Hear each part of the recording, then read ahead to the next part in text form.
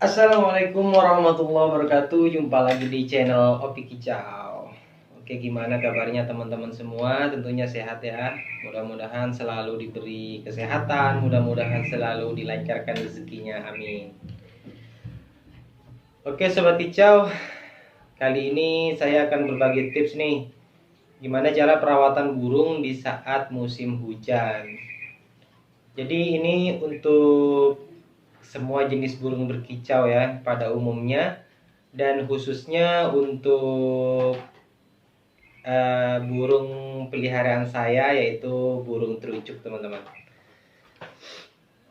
Oke, dengan kondisi cuaca yang tidak menentu teman-teman, cuaca yang kadang panas, kadang hujan, jadi ini akan mempengaruhi untuk kesehatan burung kita kalau misalnya kita benar-benar tidak melakukan perawatan khusus terhadap burung kita di rumah. Oke, dengan berubahnya cuaca dari dingin ke panas itu akan membuat kondisi metabolisme tubuh juga akan berubah. Metabolisme pada tubuh burung akan berubah, yang tadinya sehat, bugar, rajin berkicau, tiba-tiba kadang burung kita jadi males bunyi, tiba-tiba ngembangin bulu, tiba-tiba burung kita jadi males untuk berkicau teman-teman. Jadi untuk tipsnya di sini agar burung kalian tetap sehat, burung kalian tetap gacor, akan saya rinci satu persatu untuk perawatannya. Oke, jangan di skip video ini, tonton terus dari awal sampai akhir agar tidak gagal paham ya teman-teman. Untuk teman-teman yang baru bergabung dengan channel ini, untuk selalu berlangganan channel ini, jangan lupa klik tombol subscribe-nya dulu ya teman-teman, agar kalian tidak ketinggalan dengan info-info yang akan saya upload selanjutnya. Oke, kita lanjut ya teman-teman. Untuk perawatan yang pertama, ini berlaku untuk semua burung ya. Ini berlaku untuk semua burung kicauan. Jadi sebaiknya kalian yang pertama yaitu melakukan pengkondisian terhadap suhu sangkar burung tersebut. Maksudnya gimana sih Om? Nah gini teman-teman. Jadi kalau misalnya musim dingin, kalian jangan menggantung burung kalian di teras rumah yang sekiranya kena tampias air hujan teman-teman. Jadi kena percikan air hujan dari samping teras kita misalnya, itu berbahaya sekali karena akan menyebabkan burung kita lebih cepat sakit dan akan terganggu kesehatannya teman-teman. Gimana cara mengatasinya? Yaitu yang pertama, kita taruh di suhu kamar aja teman-teman, di suhu ruangan seperti suhu ruang tamu kayak gini. Kalian bisa gantung di sudutnya, bisa gantung di pojokan. Dimana dengan suhu dalam rumah ini akan membantu burung kalian untuk bisa menjaga suhu tubuhnya lebih stabil teman-teman. Walaupun di dalam ruangan ini kalian nggak mengkerodongnya, tapi kalau misalnya kalian emang udah terpaksa nggak ada tempat, misalnya sempit di dalam rumahnya, kalian bisa ditaruh di teras luar dengan cara dikerodong ya teman-teman. Dengan cara dikerodong, atau bisa di full kerodong, atau bisa dibuka sedikit resleting kerodongnya. Atau misalnya kalian emang keterbatasan tempat, kalian bisa ditaruh di belakang, misalnya di dekat dapur, tapi dengan catatan kalian harus deketin dengan lampu yang terang ya teman-teman, agar suhu tubuh burungnya tetap terjaga. Itu tips yang pertama. Oke, yang kedua, tetap jaga kebersihan kandangnya ya teman-teman, karena di sini musim hujan akan cepat yang namanya parasut, bakteri itu akan hinggap di pakan burung atau di minumnya burung. Apalagi sampai kotorannya lama nggak dibersihkan ya teman-teman, di situ akan bisa menyebabkan sarang penyakit atau virus bagi si burung kalian. Oke, yang kedua itu tipsnya, jangan lupa selalu jaga kebersihan sangkarnya dan kebersihan minumnya.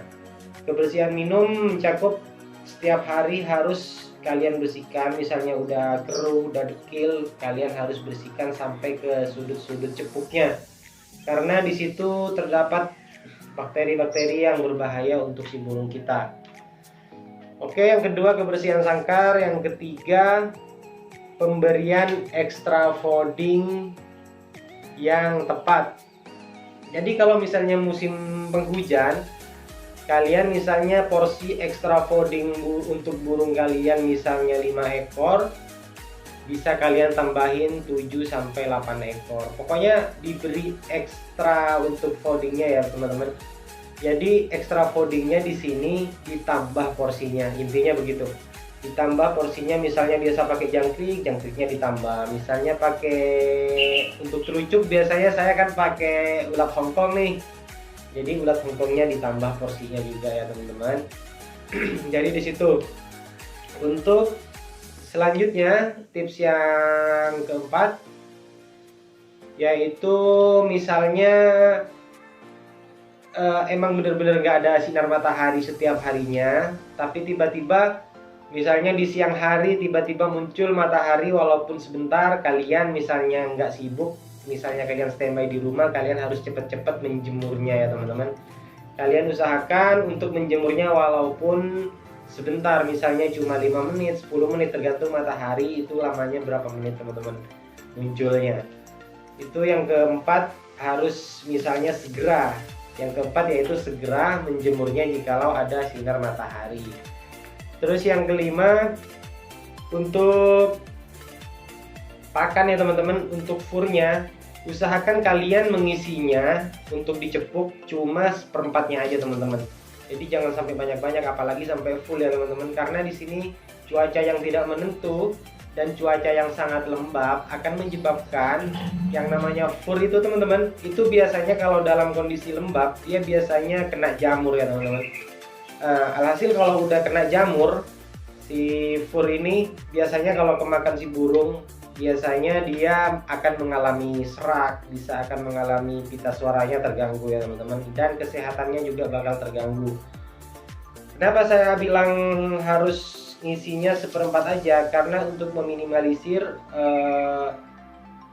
fur tersebut terkontaminasi udara-udara yang dingin ya teman-teman. Jadi misalnya kalian ngasihnya dikit, otomatis sehari habis, atau besoknya dua hari habis. Jadi nggak lama-lama dia mengendap di dalam cepuk sangkarnya. Itu yang kelima dalam masalah pakannya ya teman-teman. Jadi untuk selanjutnya yang keenam, kalian jangan coba-coba memandikan burung kalian di rumah dalam kondisi cuaca yang sangat dingin. Jadi jangan memaksakan, kalau walaupun burung kalian masih giras atau bahan, jangan kalian lakukan hal ini. Mengapa? Karena suhu tubuh burung emang udah dingin, kalian lanjutin semprot dingin, alhasil kalian akan mendapatkan burung nanti yang kurang sehat teman-teman, atau burung kalian akan cepet-cepet sakit ya kalau misalnya memaksakan untuk memandikan burung di saat cuaca dingin. Biarin aja, dia bisa, kalau misalnya emang suhu tubuhnya agak panas, agak gerah, dia pasti mandi sendiri. Kalau misalnya emang kalian siapin cepuk untuk mandi ya teman-teman. Jangan kalian memaksakan. Jika suhunya emang udah terlanjur dingin, kalian jangan memaksakan memandikan burung kalian di rumah, apalagi sampai memandikan di malam hari ya teman-teman. Ini akan menyebabkan burung kalian menjadi sakit nantinya kalau kalian memaksakan untuk memandikannya. Tadi udah saya uraiin satu-satu. Ini untuk umum ya teman-teman, untuk burung kicauan kalian di rumah, misalnya kacer, misalnya cap ijo, terucuk, kutilang, pokoknya burung-burung pemakan serangga ya teman-teman. Tapi burung yang pemakan buah, di sini untuk menjaga daya tahan tubuhnya selalu fit, kalian juga bisa menambah ekstra foodingnya seperti jangkrik, bisa ditambah juga porsinya. Dan kalau kalian misalnya udah menggantung buahnya udah agak menghitam, udah misalnya pisangnya nih udah agak layu ya, udah agak menghitam, sebaiknya kalian cepet-cepet untuk menggantinya. Kenapa? Karena di situ udah terdapat banyak yang hinggap teman-teman, seperti misalnya apa ya, hewan-hewan lain yang udah hinggap di situ kurang bagus ya buat kesehatan burungnya. Dan tips terakhir dari saya yang ketujuh, ini kalian udah pernah nonton video saya belum yang khasiat dari kunyit dan jahe?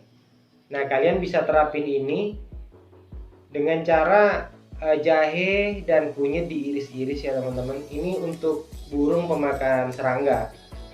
Jadi kunyit dan jahe diiris-iris, taruh di tempat jangkriknya teman-teman.